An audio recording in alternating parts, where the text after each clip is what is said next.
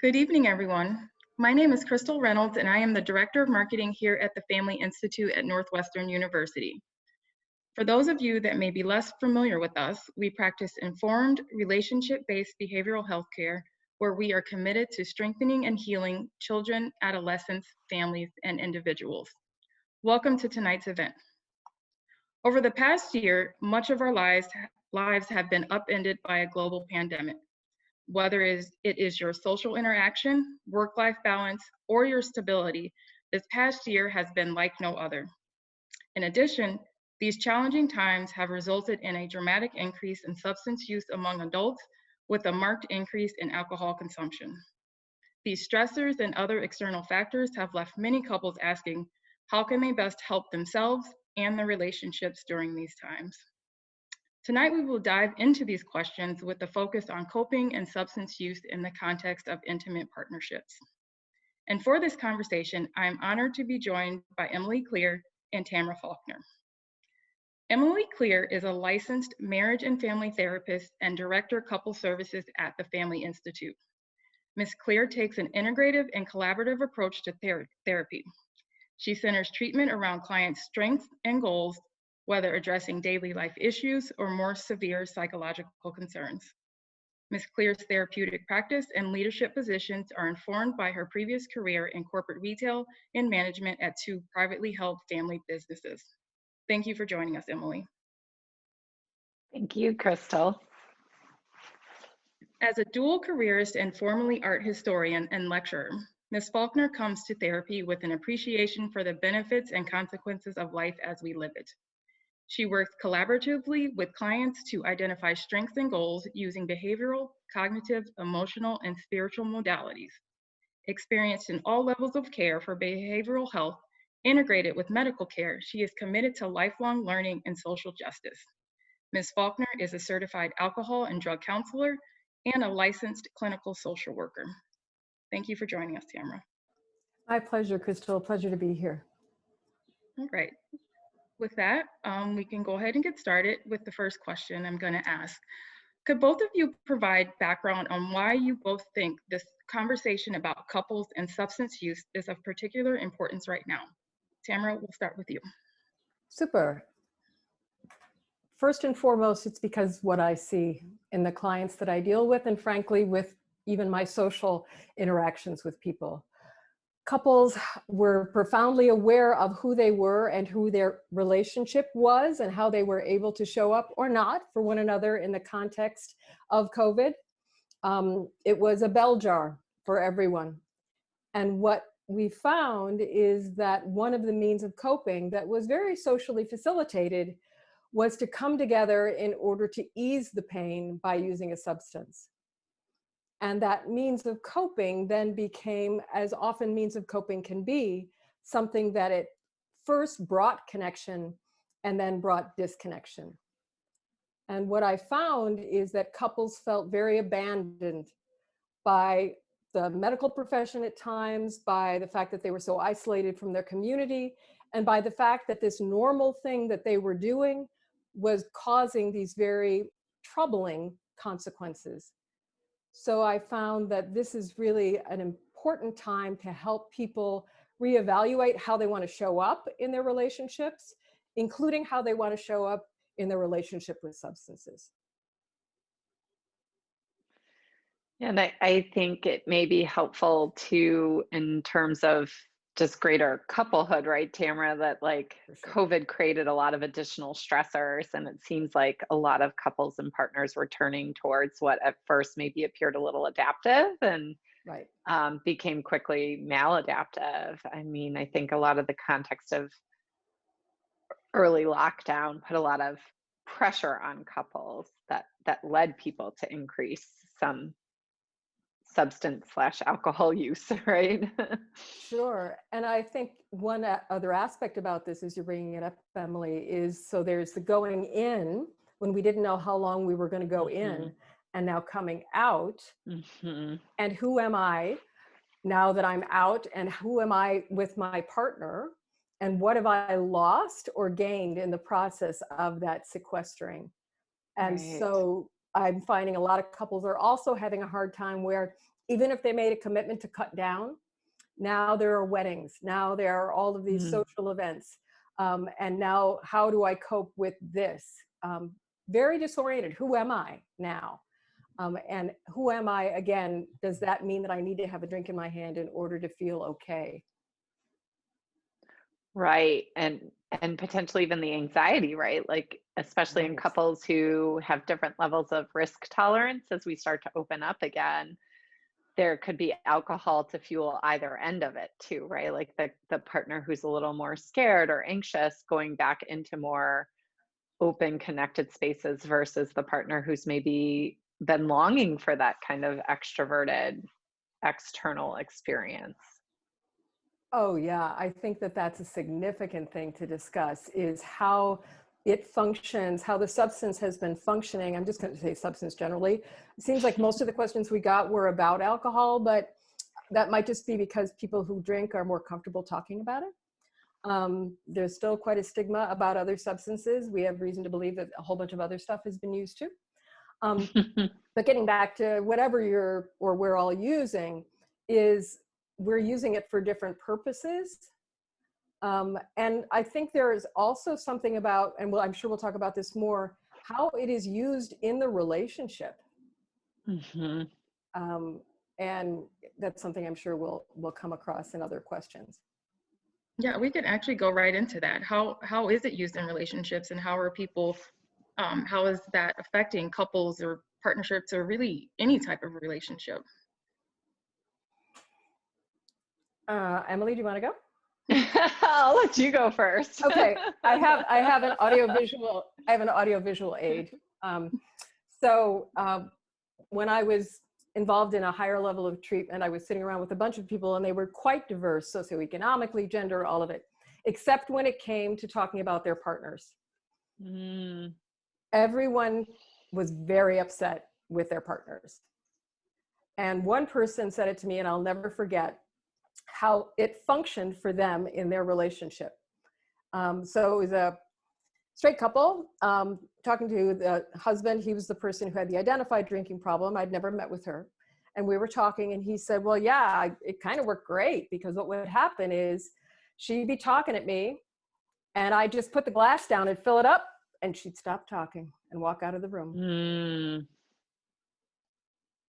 And, we talk about boundaries all the time. We talk about privacy. We talk about autonomy. And this glass, obviously it wasn't an Nalgene thing.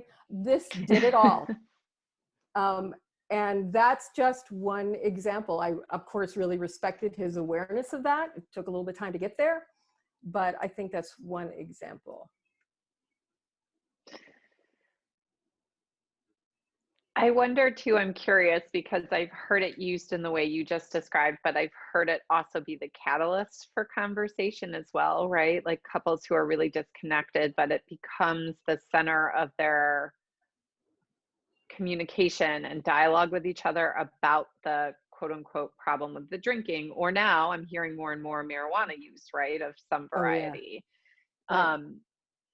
And it becomes like the only thing that they talk about. It's like the kids and the alcohol, and that's it, right? Like those are the only forms of connection they have. And it becomes the thing that we can talk and two things. We can talk and fight about, which means we aren't looking at a whole bunch of other things. It works beautifully for triangulation and for shame and blame. I get to blame you, you get to feel ashamed, you get to blame me for triggering this, and it just can keep it in this tight little knot, which is a fantastic way to keep drinking. The other thing is I've had couples that I've been working with where that one of them realizes that it's gotten to be too much.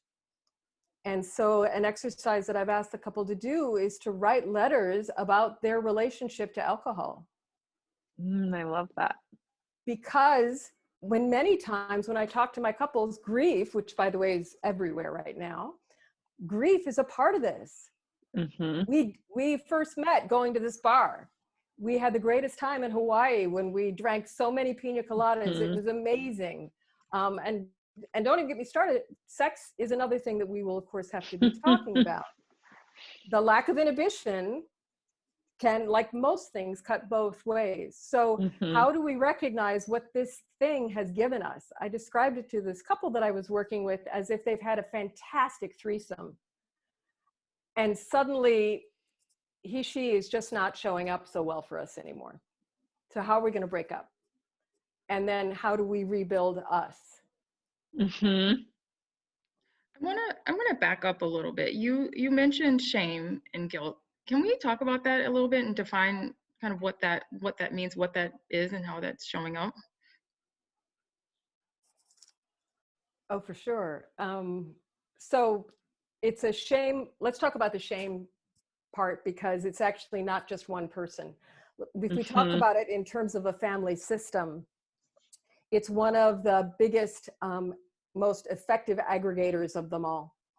So what happens is, and there are many people who speak about this issue of choice very well.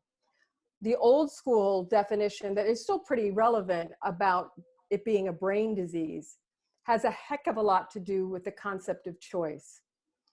And there is something about, like most assessments deal with the idea, have you ever tried to slow down or limit and you haven't been able to? This kind of goes to AA. A lot of people that I know who started with AA, they go into a meeting and the first thing they're asked to do is to talk about powerlessness. You know what? That doesn't feel good. I'm ashamed.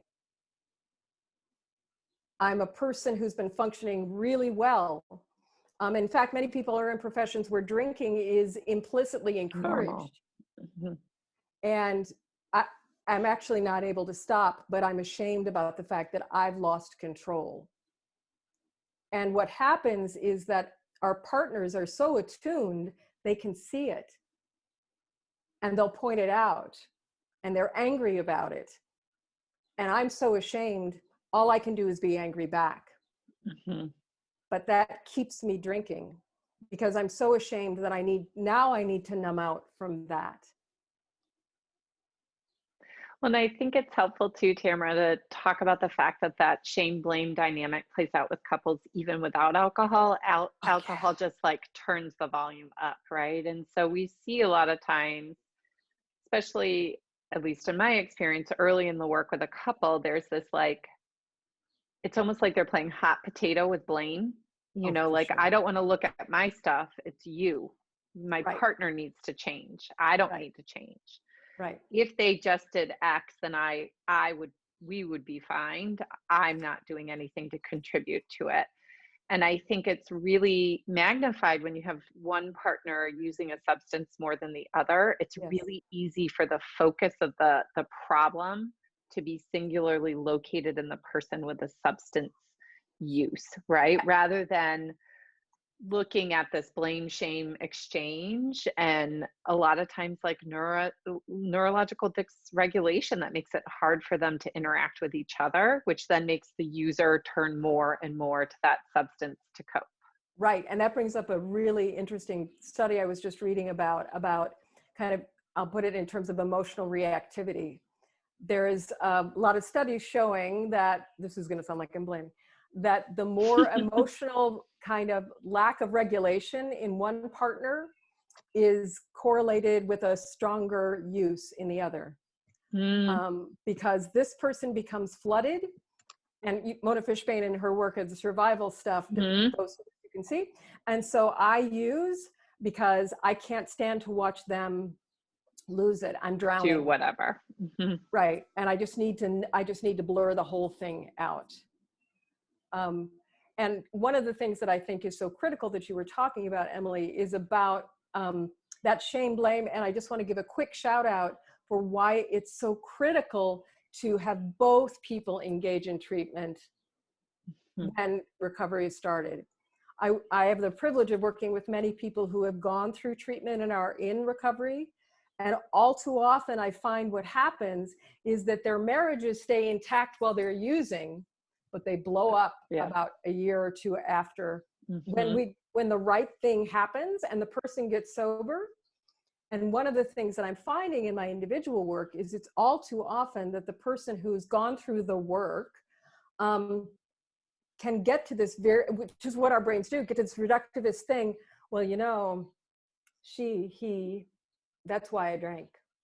If only she or he had been more emotionally responsive, then and no matter how much I try to unstick that, it just fits so neatly that Yeah. unless I'm working with both people, it's very difficult to do. Yeah, because it's almost like you become a part of the shame blame cycle, right? For Like sure. they get a space to open up and disclose that blaming piece, right? Exactly. And that brings me to another thing, and some of the questions that I was looking at is the idea of something making sense, right? We want it to make sense. And one of the things that is so profoundly difficult about substance use, especially substance abuse, is there comes a point that's a tipping point when it doesn't make sense. It doesn't make sense to the person themselves, because the impulse to drink, let's say, is as strong as the impulse to eat and to sleep. So I was listening to something today, and they were talking about ways that you know that things are not quite great with your relationship with the substance is things like self-care, like hygiene. And I really appreciated that because it is so profoundly disorienting. As it's been described to me, it's about a hijacking. Those executive functioning things that are supposed to tell you, hey, this isn't going so well, you should stop, eventually become chemically hijacked by the pleasure reward system. So it's like, well, actually, this isn't telling me to stop. This is telling me ways to figure out how to get more, or how to strategize so that I can fill that water bottle with vodka, so that I can not disappoint my spouse and I'll just lie to them a little bit. So that's an interesting thing that I've noticed in terms of how it functions down the line. There is no reason. So tell me a little bit about how you feel, because I think a lot of times in my practice it comes up both individually and in the context of couples. How, especially given what you just shared, how do you make sense of our culture in Chicago and how we as kind of a community approach alcohol in particular? And that brings up a really good question that I know we read about binge drinking. So very often people will say, well, I don't drink that often. I just, on the weekends.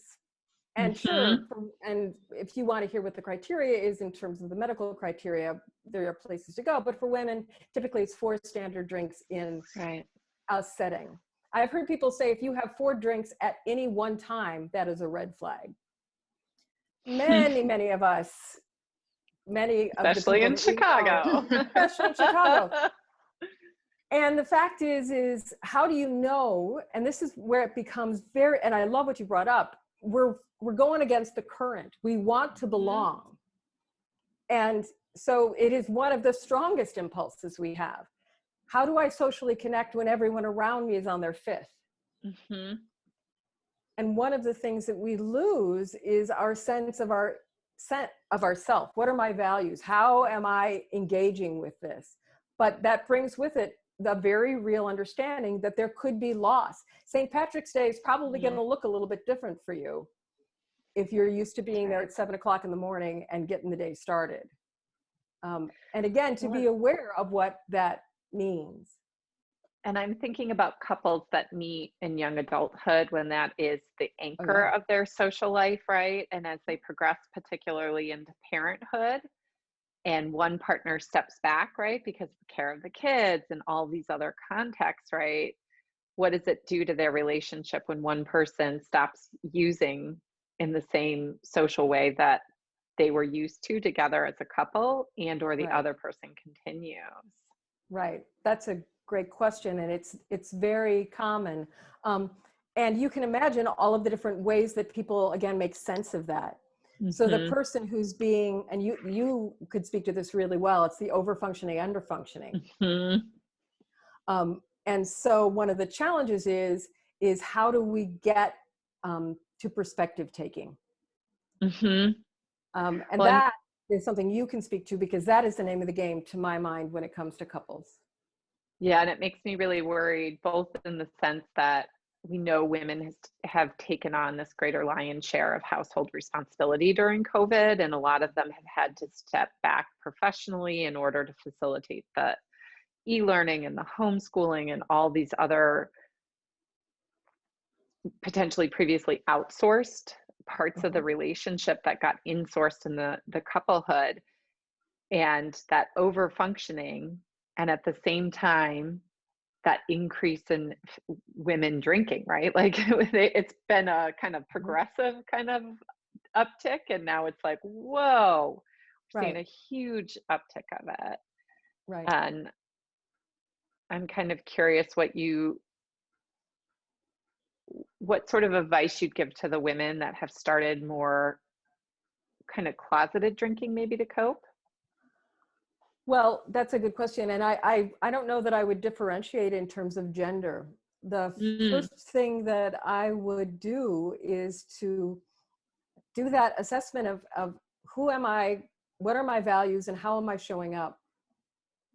And one of the things that's challenging about that is it's difficult to do when you have someone right next to you. But hopefully now that we have just a tiny bit of space where we can kind of see our own edges, we can start making decisions about what are our values when it comes to motivating for change of any sort. The positive is what gets us. So when a partner is seeing that their partner is not themselves, that they're not able to show up in ways that they used to, they're not showing up for family events, they're showing up late for work, the temptation is to point out, look what you're doing, or even just, come out with 150 different bits of data to support what a bad idea that is. But what I've heard is that if you become the no person, the shame person, the couple, the partner, it bounces the opposite direction. And I don't have that internal struggle. Then you're the one who's doing the no's. I'm going to do all the yeses, if that makes any sense. So instead, to be able to slow the roll down and think, okay, and actually COVID shift is a great opportunity to do this. Right. Just like we can decide if we're ever going to wear pants with a belt again, we can make decisions about whether we want to show up and take care of ourselves in a different way. Yeah. So just kind of talking about this, how do you assess whether or not your partner has a substance use problem? And for those that are having trouble, what is the advice that you have to promote healing and to evaluate whether or not, this relationship is taking a different turn? I love that question, Crystal, because it shows so many things that are important. I hear the concern, the fear and the worry. And just to speak to that, there are times when I really want to lean into that for a second, because there are times when we watch our partner engage in a substance, and to me, it doesn't play out any differently than watching someone hurt themselves. It's like watching someone cut. Watching our partner suffer is agony. That's what intimacy looks like. And so we're desperate, we're terrified often. And so we want to go in and help and fix. And assessment is part of that. What I would ask first is for that person to really speak, and I've worked with individuals and couples on this. If you're not the person who is drinking or using substances, and you don't like where things are with your relationship, that's what it's about. You don't like where things are with your relationship. So talk about what isn't, it's I feel because I need.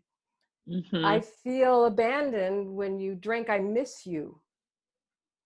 Because we used to do all of these things, and now I'm not sure how to do that. I would like that to change. And that is a way of showing that you want to connect. But when it comes to assessment, you are the person's partner. You don't need to be their clinician. You don't need to be their caretaker. You need to be you and to show that you are an available, compassionate partner. Because to be the person who takes on the responsibility for someone else's behavior is a losing battle. They're likely to hate you and never change. And move on and find someone who doesn't. So that's at least my experience. Yeah, and I would agree with that. And I think even globally with all couples, right? It's helping each partner identify what is within their control to change within the relationship, and sharing For their sure. experience of the disconnect is something they can control. The other person's using is outside of their control. Right. Right. So how do you ask them to search for help, Mm. especially if they're in denial? What is your advice for those couples? That's a great question. And I'm going to bounce it to Emily for 1 second. Denial, because denial isn't something that's just about substances. That's right. I mean, adultery, I used to talk about substances with couples as if it was the mistress. And Oh, see, I say affair. It's unfair to all the mistresses out there to assume it's a woman. true that. It's true. It's true. I guess I consider mistress gender free at this time, but I hear what you're saying. So as an affair, because I've heard people say they care about more their substance than they care about me. That's right. But denial is a useful thing to again, to consider in terms of how is it functioning. So one of the things, and I would like for Emily, for you to be able to talk about that, like how have you seen denial function in relationships? Whether it's about anger, whether it's about depression, whether it's about substance use, we see it often. Well, I think it goes back to that shame piece we were talking about earlier, right? I think the denial is often to block the shame from coming in. And so I think one of the ways to help soften it is to talk about, and I try to invite the partner who's not reporting a substance use problem to also do a lot of the questions that I'll ask around what their relationship's like with alcohol or whatever other substances are coming up, so that each partner can share how they think they're having a relationship with alcohol, and then how they feel like their relationship together, their romantic partnership, is also relating to the substance, right? And sometimes that can open up space in a less, not entirely without shame inducing space to see the difference, right? Especially if one of the partners is using it at a much higher level. But the denial is often a function of trying to I mean, this is going to sound harsh, like abdicate their own needs a lot of times, or their own desire, or their own voice. And so a lot of times I talk to couples about when partners are withholding what their needs are, they're kind of removing their voice from the equation and not allowing the relationship, not allowing themselves to have power within the relationship with their partner to help facilitate the change. Oh, that is super. I really like the idea of recognizing where you have power, and the idea of the individual having their own perspective and their own kind of narrative of what this all means. I see that we are getting a number of chats about how do I convince, how do I tell? And I want to give this incentive for not convincing and for not telling. There was a study that was done, I don't know, 15 years ago by Patrick Corrigan about stigma. And it was when it was the decade of the brain. And so the idea is we're going to have this big educational thrust where we're going to teach people that mental health is about a brain disease. And once they get that, they'll be so much more accepting. So all kinds of information. They did a pre-test, they did a post-test, tons and tons of people, thousands of people. Seemed so robust. And they were marking all the boxes. Yes, we get it. But when it came to, would you be open to your daughter, sister, husband having a best friend marrying someone with this mental illness? Hell no. Nope. And what that tells me is that what we're looking for instead is not to try and tell the person what's going on and what the consequence is, which is, by the way, really hard, but instead to join with them with what's going on with you. So that's very much in keeping with what you're saying, Emily. It's the empathy versus sympathy kind of stuff. I see you do this and you look unhappy. Are you okay? And it seems like I'm in denial because I'm not saying, you know, maybe if you didn't have 6 tumblers of vodka, it might be better, which would, by the way, would not be helpful. But instead to say, you know, tumbler, after maybe tumbler 1 or 2, hey, it's been a really hard time. I just want to check in with you. Are you okay? Yeah. That's where it can grow.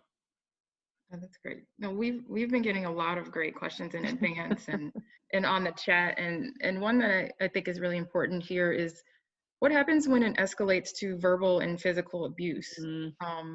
You know, and it becomes hard for that partner that's being abused to really work with that person and move forward with that person, and they're unclear on what to do.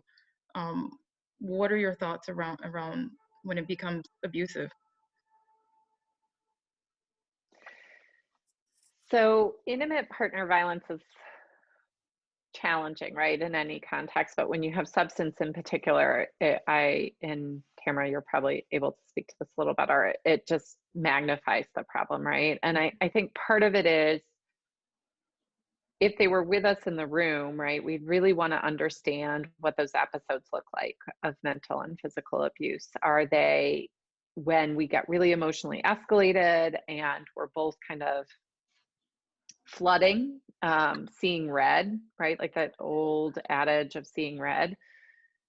And is alcohol and or other substances fueling that escalation, right? That's one piece of it.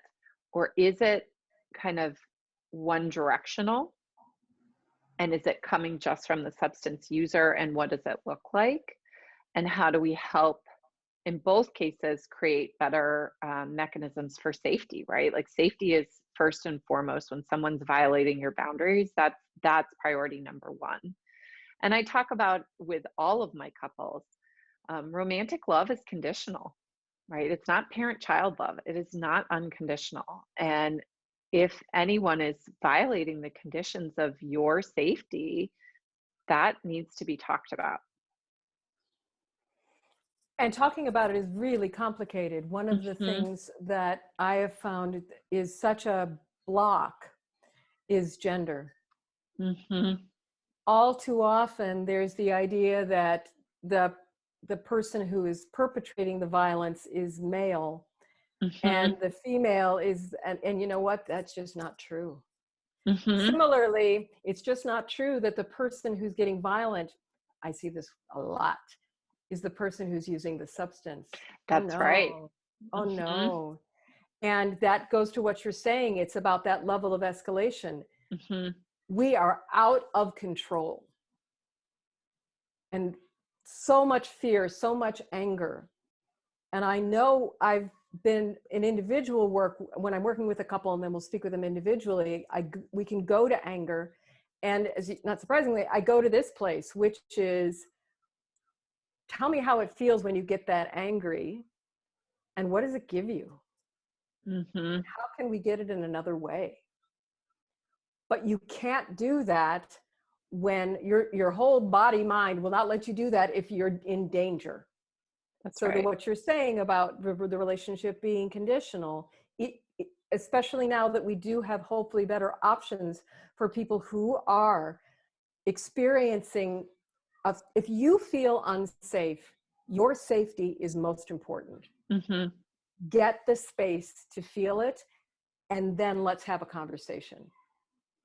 And it's been, and the pandemic's been really hard, right? Like we have this increase of yeah. substance use, but we also have this increase of domestic violence, both intimate partner violence as well as domestic violence towards children.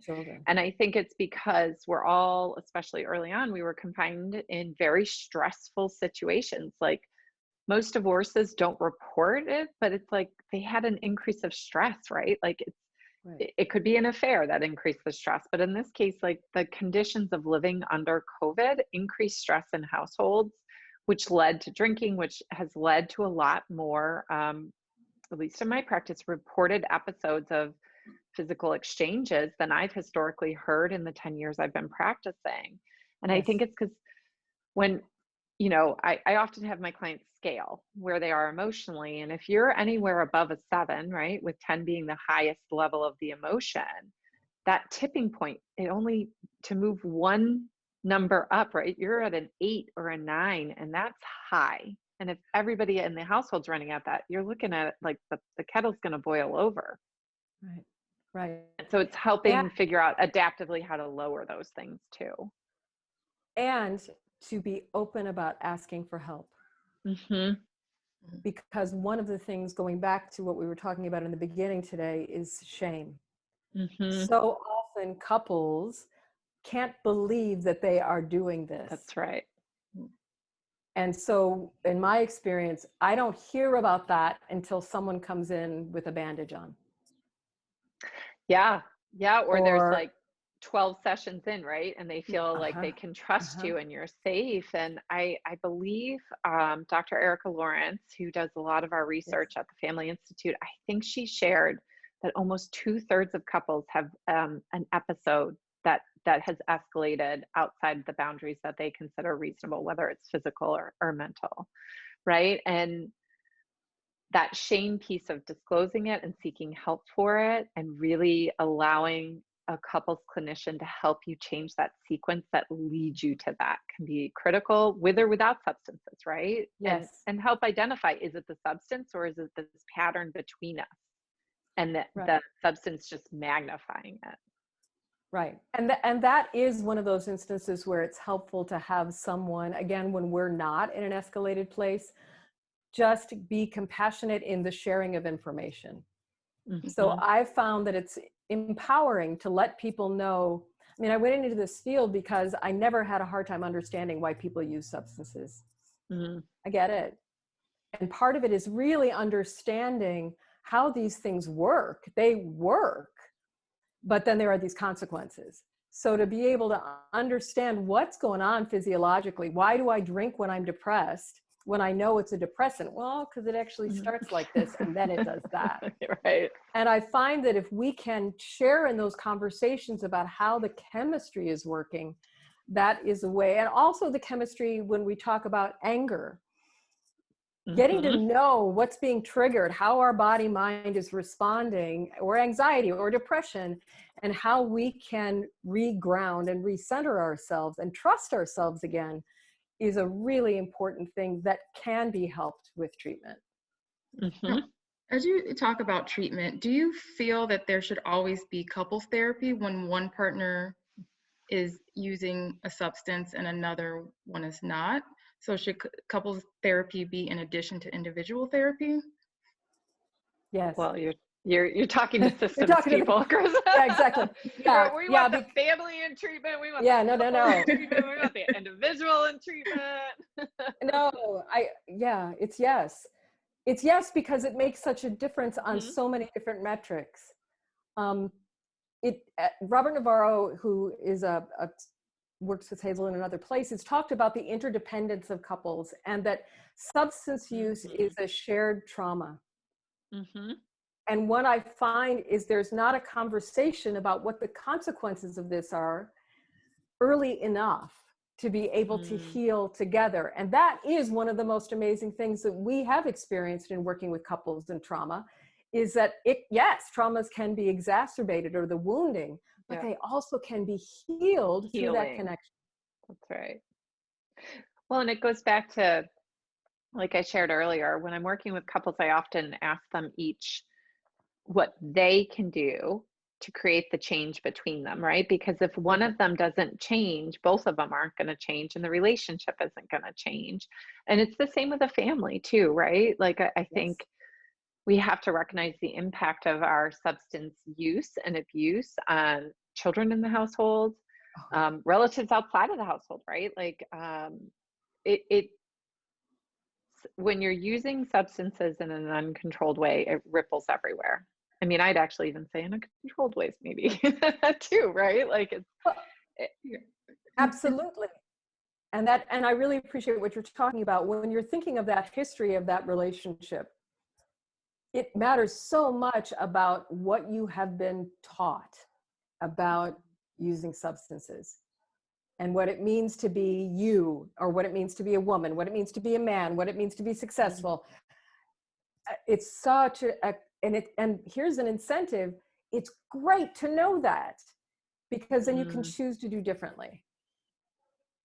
Yeah, and Emily, I'm going to back up. You brought up children, and we received that question. How can you talk to and support your children, especially teen children that are probably more aware of what's going on about a parent's substance use.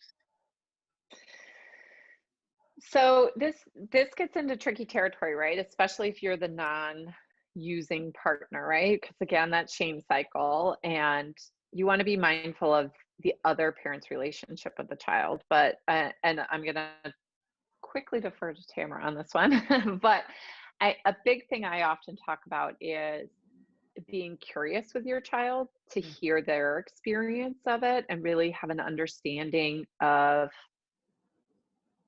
what they're perceiving, how they're making meaning of it, while, and this is the hard part, right, not joining with them so much that you're colluding against the other parent, right? Yes. You want to be really mindful and respectful of the other parents, even if you're angry and upset, which makes it super difficult, especially if you agree with what the child's sharing, to be there as the kid's witness, not to be there because now you got a buddy in the boat with you, right? Now you have evidence of everything you've told your partner they're doing.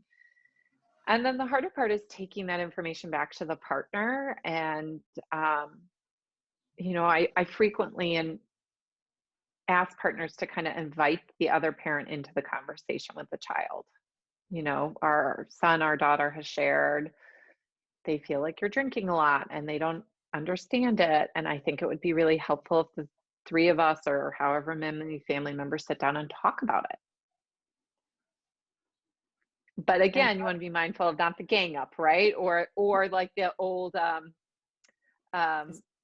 my gosh, what did they used to call it, Tamara? Where like the intervention, right? Right, Like, right. And I can understand the catharsis of intervention, the efficacy, not so much. yeah, exactly. One of the things that's useful when it comes to kids, just as a thing I'm going to just tip in, is the idea of how subtly the roles of what it means to be a child and what it means to be a parent get to be quite fuzzy. The child, in my experience, this is just based on the experience, is the child wants to continue to love both parents. That's right. And so too often it will be non-using parent, stop beating them up. It's because of you that you're making them, right? And then we got a thing. And the non-using parent saying, how much is he drinking? That's right. Then the kid becomes okay? responsible for the And then the drinking kid becomes parent. responsible but what's important about that again is taking a moment to see what are my needs and what of my needs are not being met. I do not have a partner, and thus my kids are becoming my partner. That's not great. Nobody's going to win here. But it's really useful to be able to look at that in those terms. Not about, again, it's so easy to just hang on to the substance and making it that, but that's not going to help. It's all of us around it.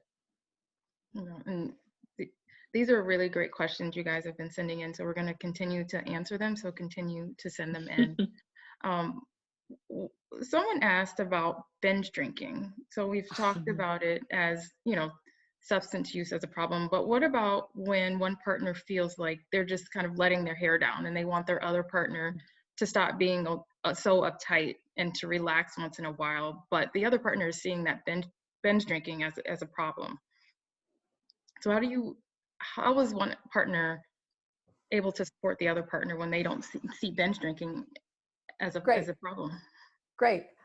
This is going to be a weird analogy. So let's say we have two couples where one of them wanted to vote for Trump and one of them wanted to vote for Biden. We perceive these things very differently. But I want to be curious and understand how you think and feel about that. Not that I'm necessarily going to agree with you, but I want to understand how you think. And so, because I want you to understand how I think. Having the information about whether binge drinking is healthy or not healthy, or whether it meets the criteria for a substance use disorder, which by the way it does, that isn't, again, is that yours to fix? Maybe not. I would welcome a conversation that talks about what it's like to be on the other side of that, whether it's normal, abnormal, or not. Is it working for me and our relationship? Because normal, my gosh, we're all such victims of the tyranny of normalcy. Fuck that. Excuse me. Forget that. What is useful is instead to be able to then share, and it does, I've seen it work. This really messes me up. I have to tell you what's going on inside of me. I see this happen. I don't really recognize you. I don't know how to, I don't find you particularly sexy when you're drinking a lot. It's hard for me to desire you when you smell like whatever. And then I got to tell you, I did read this and I love you and I want you to live and I want you to live a long time. So this is the information that I've come across. You can do with it whatever you want, but I'm not going to hold anything back because it's important to me that you're still around. And then you're done. Yeah, and again, I think the evidence just doesn't help, right? Because we live again in a community where, you know, our normal of drinking for most communities is like, you know, you go, I don't know, somewhere down south, people will be like, how many drinks did you have today? That's not normal, right? And so it doesn't help.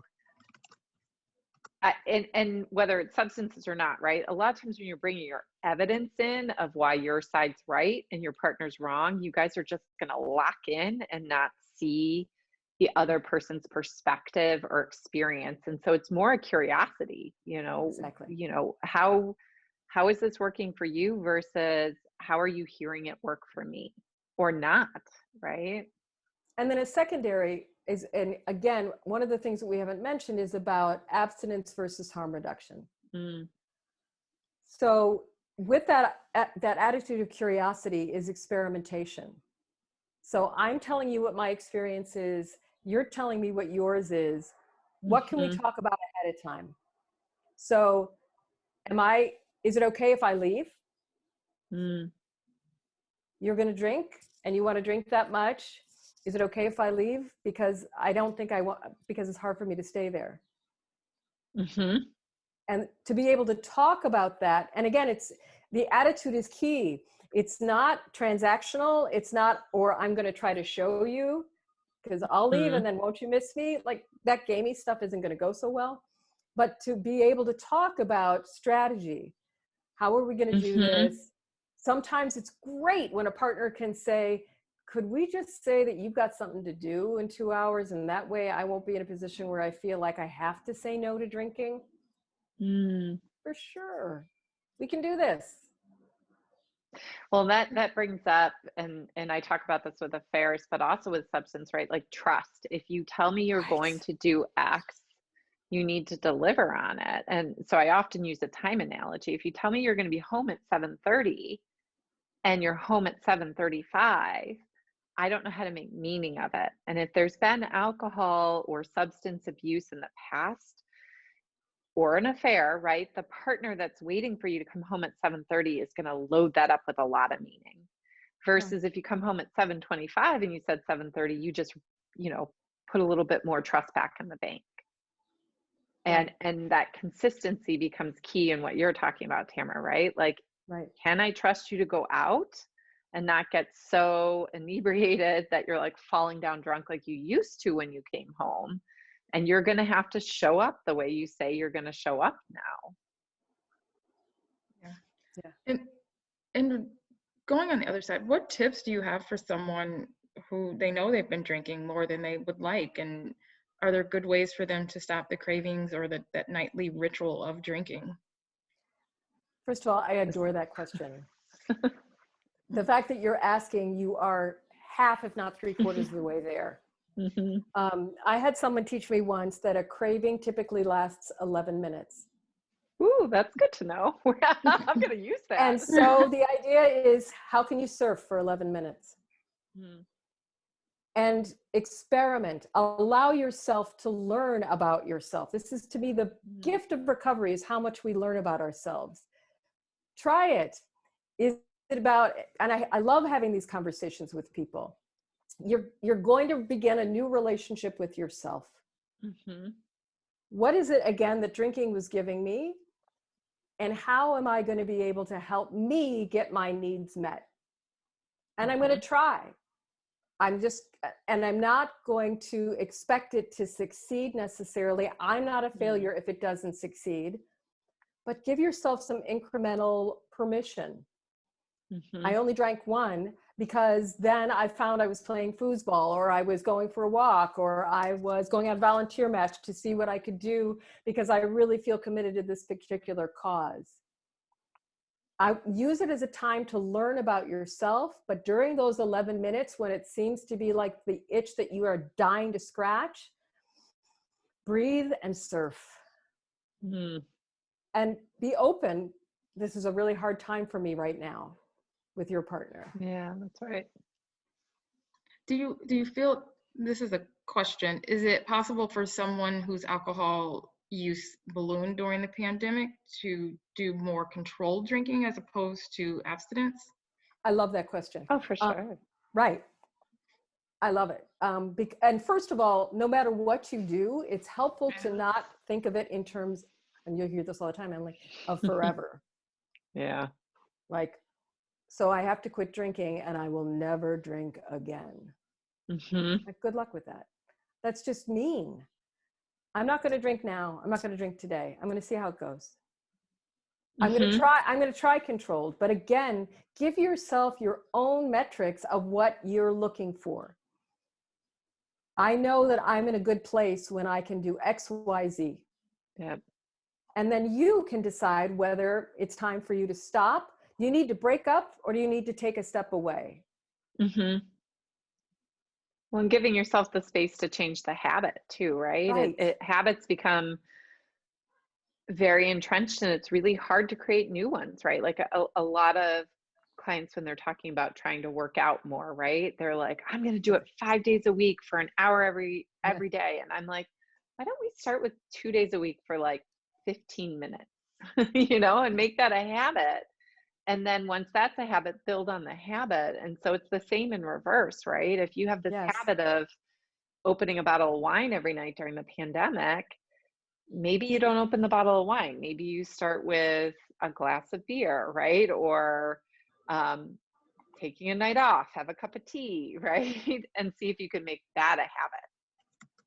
And go ahead, Crystal. Oh, no, I was just going to say that we are almost out of time, and I just wanted to talk a little bit about marijuana, because this conversation has been a lot about alcohol, and we have got questions about that marijuana is not necessarily seen as having the same harm or have use. So almost that it's self-care for some. So oh yeah, for sure. how do you gauge when it's too much, too often, or inappropriate? Great question. And it's become such the, and alcohol does actually play with this, I see, where it's like, yeah, but if I were drinking, I would do this. At least I'm not doing that. No one's gotten, no one's beat up their wife because they've been high, oh my goodness. But I would have to say, and this is just a down and dirty, who am I? And again, am I able to show up the way that I want to? One of the most problematic relationships I see is between weed and anxiety. Yeah. Because I see so often where people use weed, and I'm going to just use that broadly defined. I'm not going to talk about CBD to THC. I'm just going to suggest it's the one with both. I'm going to use this, and it's helping with my anxiety. It's great at helping with my anxiety. But now I'm actually anxious all the time unless I'm smoking. That happens. And what do we do when we find that we're smoking for anxiety? All I would ask is that you consider finding out about some other tools as well, and try experimenting with a little less weed and a little more of those other tools, simply because we don't know when we tip, when the tail's wagging the dog, or whatever kind of cliche you want to use. Well, and I think in terms of couples too, it's the same principle as alcohol, right? In what is each partner's relationship to it, and what is happening in the shared interpersonal partnership relationship, and what's the function of it, and has it become dysfunctional in one of those facets, right? And we can think we have a really functional relationship with a substance, but sometimes we're not the best judges of that. Just like sometimes we're not the best judges of our other relationships and if they're functional, right? If they're Right. adaptive and good for us.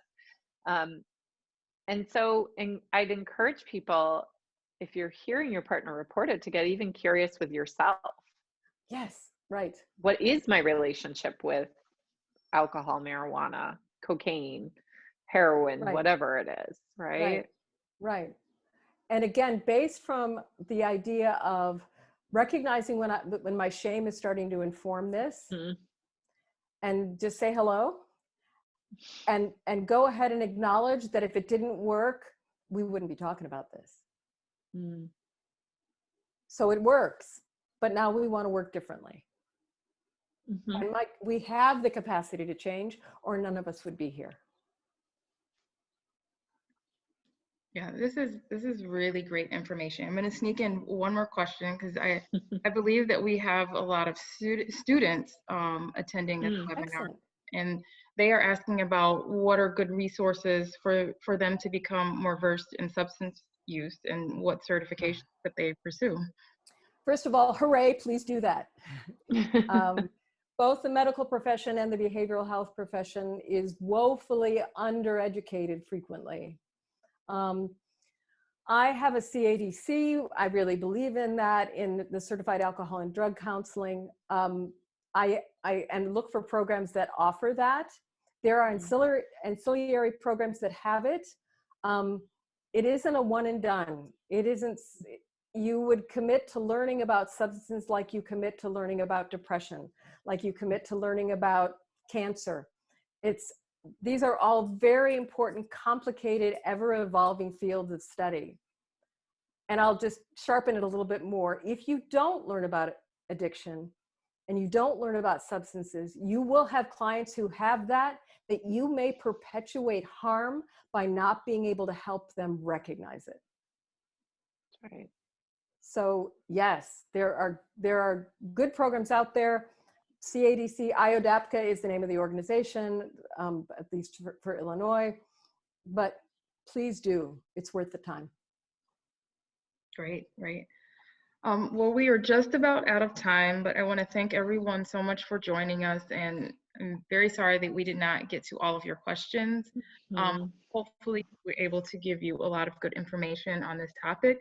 Also in the chat, I know that there has been resources posted for anyone that might be experiencing severe distress or in need of more immediate help. So please take a look at that. Great resources for help if you are in need.